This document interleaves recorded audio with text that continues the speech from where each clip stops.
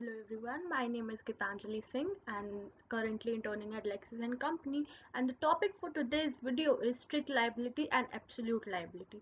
Now these both the terms are not yet correctly defined but has been evolved from the cases, and the strict liability has evolved in the case of Rylance versus Fletcher in the year of 1868. Now, the principle of strict liability states that any person who keeps hazardous substance on his premises will be held responsible if such substance escape his premises and cause any damage. Going into the facts of the cases, Fletcher had a mill on his land, and to power the mill, F built a reservoir on his land.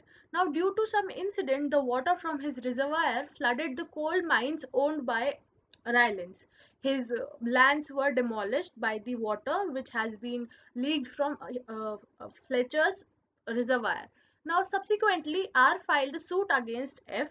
The court held that the defendant built a reservoir at his own risk, and in course of it, if any accident happens, then the defendant will be liable for the accident and escape of the material.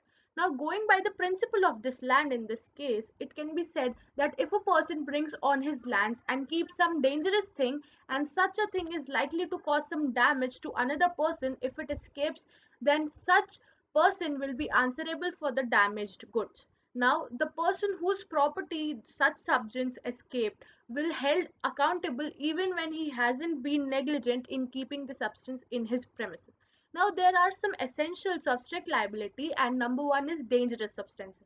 Now, for the damages for asked against strict liability, there must be a leakage of a damaged substance. Now, number two is escape. One more, it is the most essential condition to make the defendant strictly liable, in that the material should escape from the dangerous material should escape from the premises and shouldn't be within the reach of the defendant after its escape. Now, number three is non-natural use. To constitute a strict liability, there should be a non-natural use of a dangerous thing. Now, there are some exceptions to the rule of strict liability. There are certain exceptions which are plaintiff's fault.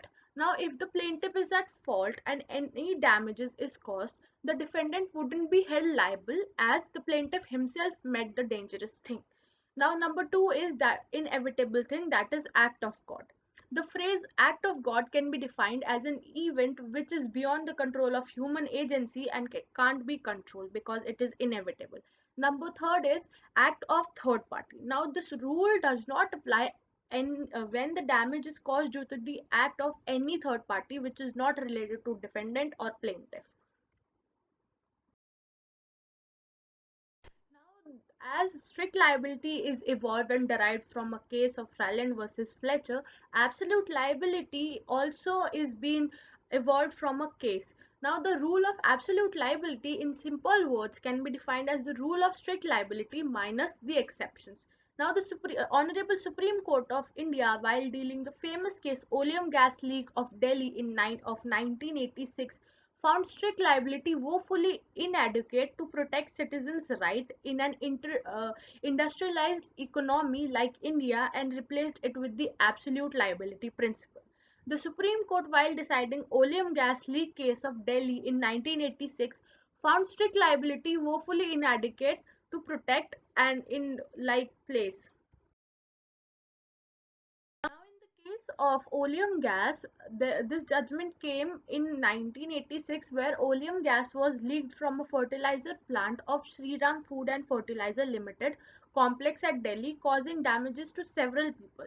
Oleum or fumic sulfuric acid refers to the solution of various composition of sulfur trioxide and sulfuric acid, or sometimes more specifically to disulfuric acid.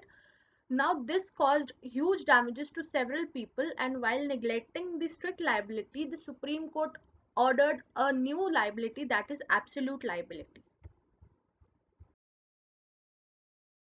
In this, the court found that strict liability was evolved in an English case called Rylance versus Fletcher, provided companies with several exemptions assuming the liability. Now, absolute liability, on other hand, provides them no defense or exemption and is a part of Article 21, that is right to life. Article 21 declares that no person shall be deprived of his or her personal liberty except according to the procedure established by law. The right is available both to the citizens or non-citizens. Now, the court wanted corporation to be made fully liable for future undeserved suffering of innocent citizens and held that hazardous enterprise has an absolute non-delegable duty to the community. That time, India was still under the shock of the Bhopal gas tragedy of 1984. The difference between strict liability and absolute liability is merely of 3 points. Number one is payment of compensation. Now, under strict liability, compensation is payable as per the nature and quantum of damages caused.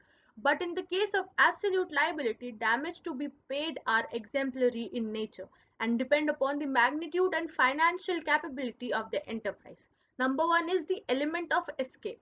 It is not an essential under the doctrine of absolute liability but in the strict liability. This means that even any hazardous substance does not leak from the premises of the industry but cause harm to the worker inside, the enterprise may be held absolute liable for this. Now, absolute liability can be upheld by the courts even in those cases where a single death is reported and there is no mass destruction of the property or polluting the environment. Now, concluding this video, the rule of strict liability and absolute liability can be seen as an exceptions. A person is made liable only when he is at a fault. But the principle governing these two rules is that a person can be made liable even without his fault. This is known as the principle of no fault liability also. Under these rules, the liable person may not have done act intentionally or by himself, but he'll still be responsible for the damages caused due to the acts negligently. In the case of strict liability, there are some exceptions where defendant can take the defense of those exceptions and would not be made liable, but in the case of absolute liability, there lies no such exceptions and are provided to the defendant. The defendant will be made liable under strict rule no matter what. That's all. Thank you.